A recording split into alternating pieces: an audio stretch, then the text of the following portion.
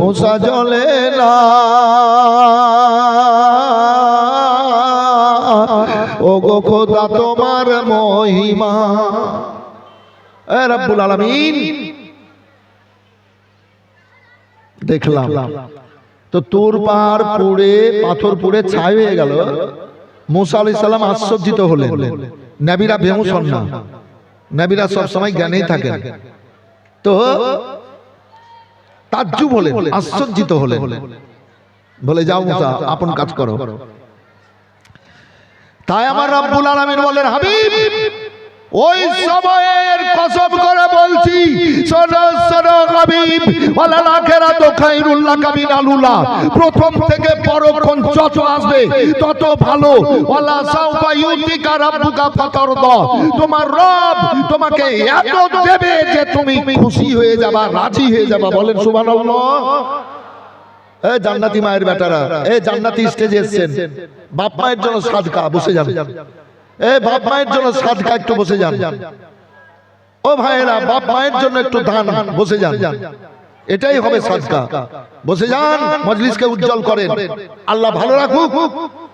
এই রক্ত মাংস একদিন রক্ত পানি হয়ে যাবে, মাংস গলে যাবে। এই দিমাগ একদিন নষ্ট হবে। যেদিন পড়ে গিয়ে বিপদে পড়ে ফাঁদে পড়ে বাপরে মারে করব নাকি বাবু? একটু হ্যাঁ না বলবেন। আমাদের মতোই মানুষ হসপিটালে, নার্সিং হোমে, বাড়িতে বাপরে মারে করছে, ছটফট ছটফট করছে। মানুষ যদি নিজের জীবনকে বুঝতে চান, হসপিটাল গুলার গেটে গিয়ে বসে থাকেন, নার্সিং হোমের গেটে গিয়ে বসে থাকেন, তাহলে নিজের জীবন বুঝতে পারবেন যে আল্লাহ আমাদেরকে কত বড় বড় নিয়ামত দিয়ে ভালো রেখেছেন। আমার পরিবারকেও বলি, আরে পরিবারে কোনো বড় মুসিবত নাই, কোনো বালা নাই, আল্লাহ তো খুব ভালো রেখেছেন। আর ধন দৌলত জমি জমা কি হবে? এই তো বড় নিয়ামত যে আল্লাহ সুস্থতাই চলাফেরার ক্ষমতা দান করেছেন। গেটে কেউ দাঁড় হবেন না বাবু, 5 জন দাঁড় হবেন, আরো 20 জন এসে দাঁড় হবে। অনুরোধ করে বলছি, দেখেন আপনারা জান্নাতি স্টেজে এসেছেন, আপনারা ভদ্রলোক, আপনারা ভালো বাপ মায়ের সন্তান, গেটে কেউ দাঁড়িয়ে থাকবেন না, বিশৃঙ্খল ভাব সৃষ্টি করবেন না। যদি ভালো লাগে তা আপনারা এসে বসে যান নেকির মনে, কেননা খেয়াল আলাদা জিনিস। আল্লাহ এর জন্য বলেছেন, হাল জাযাউল ইহসান ইল্লাল ইহসান, ভালোর বদলা ভালো। আচ্ছা বলেন, যে এই পবিত্র মাজলিসে যারা বসে আছেন, তিনারা উরস মোবারকের উদ্দেশ্যে এসেছেন, তো তিনারা বসে গিয়ে কাজটা ভালো করেছেন না খারাপ? একটু হ্যাঁ না বলতে হবে। আরে উরস মোবারকের উদ্দেশ্যে এসে এবার মেলাতে ঘুরে বেড়েছে, তো ওরা ভালো করছে না খারাপ? সত্য কথা বলতে হবে, জোরে বলেন। আমার রব্বুল আলামিন কালাম পাকের মধ্যে ঘোষণা করে বলেছেন, সিবগাতুল্লাহি ওয়া মান আহসানা মিনাল্লাহি সিবগাতুন, বান্দা বান্দীরা আরে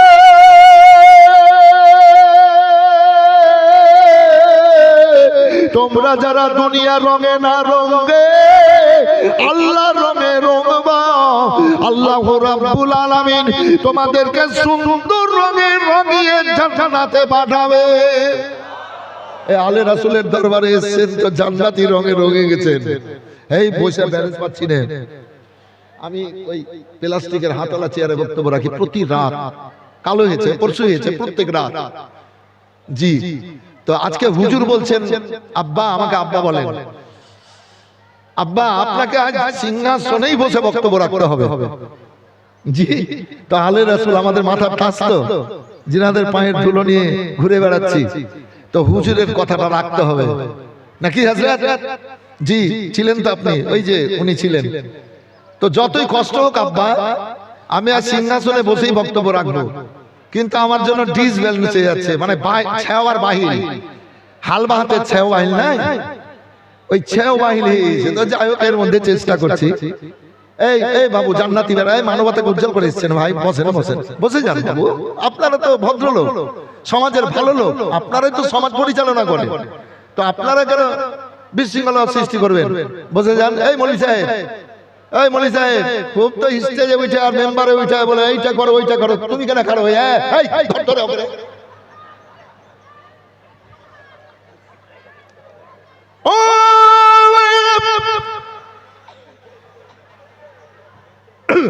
আল্লাহ রাব্বুল আলামিন বললেন হাবিব তোমার চেহারার কসম, ওই স্বাস্থ্যের কসম, ওই সবার কসম, হাবিব গো ওই সময়ের কসম যেই সময় মুসা আমার সঙ্গে দেখা করব বলেছিল।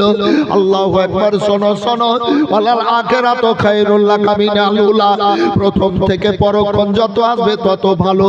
ও আমার হাবিব শোনো, আওয়ালা সাউফা ইউতিকা রাব্বুকা ফাতারদা, তোমার রব তোমাকে এত দেবে তুমি রাজি হয়ে যাবা।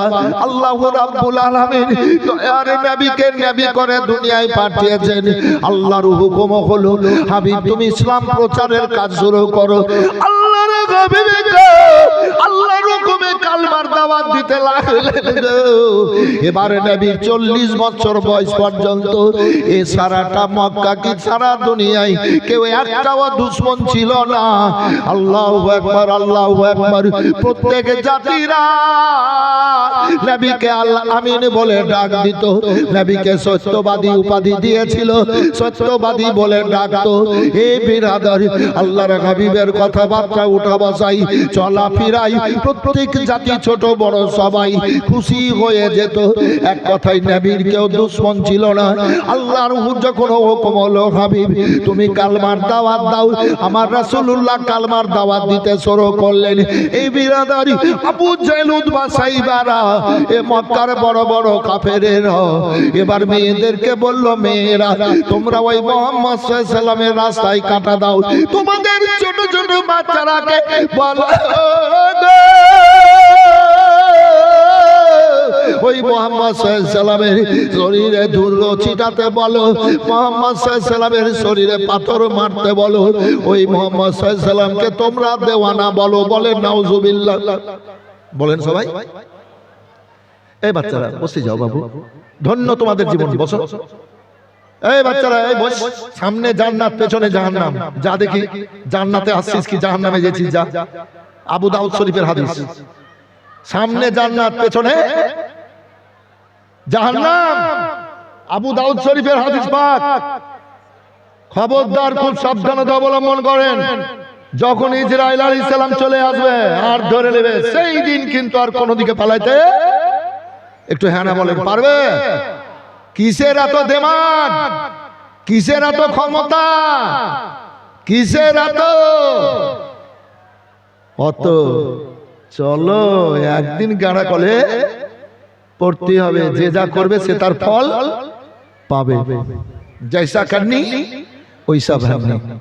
আসেন, একটাও কেউ দুশমন ছিল না, কিন্তু কাফের মুশরিকেরা কষ্ট দিতে লাগলো, নবীর রাস্তায় কাঁটা দিতে লাগলো, ধুলো ছিটাচ্ছে, নবীকে পাথর মারছে, লম্পটদেরকে লেলিয়ে দিল, লম্পটেরা তীর মারতে শুরু করলো, বল্লমের আঘাত দিতে লাগলো।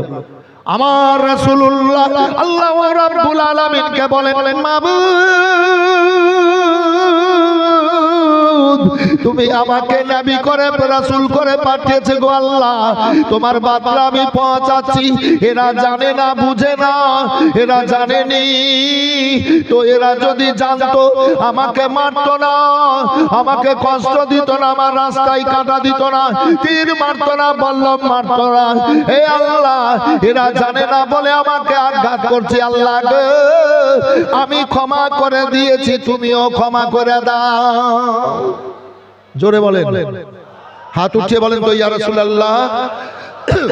আল আমিন নবী আমার মুক্তি দাতা সবার খোদা, যারে বন্ধু করে দিল যে উপহার।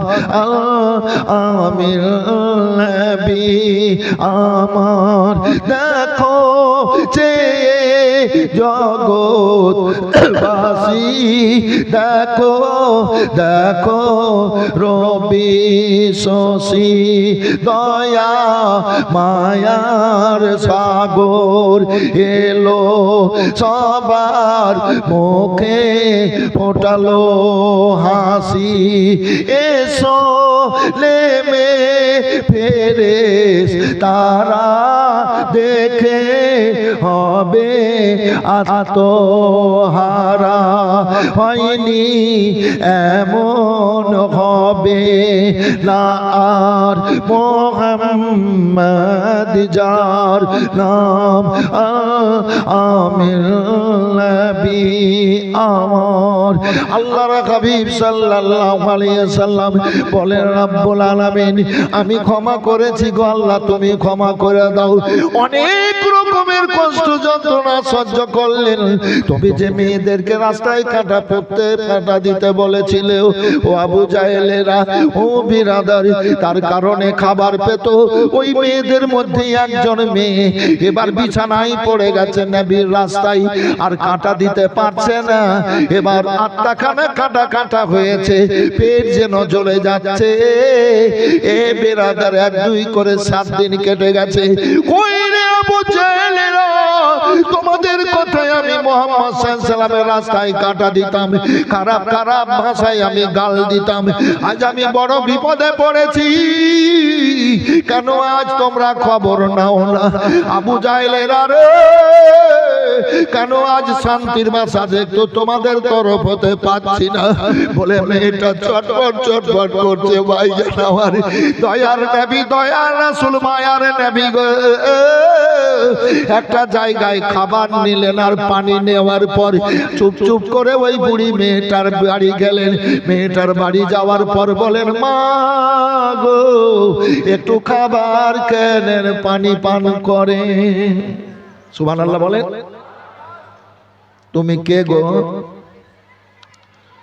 তুমি কোন মায়ের কলেজের টুকরো, কোন বাবার উরুসজাত সন্তান তুমি? এত সুন্দর তোমার মুখ দিয়ে আওয়াজ বেরোলো মা শব্দটা, আমার আত্মাটা ঠান্ডা হয়ে গেছে। তুমি কার কলেজের টুকরো, কার লাল? নবী আমার বলেন মা, আল্লাহ আমাকে রাসূল নবী করে দুনিয়াতে পাঠিয়েছেন। আল্লাহর হুকুম হয়েছে আমি কালমার দাওয়াত দিচ্ছি, তাই মক্কার মানুষেরা আমাকে কষ্ট দিচ্ছে, যন্ত্রণা দিচ্ছে। মা, যেই ছেলে মুহাম্মদকে কষ্ট দেওয়ার জন্য মানুষ দিক দিগান্তরে ছুটে বেড়াচ্ছে, মা যেই মুহাম্মদ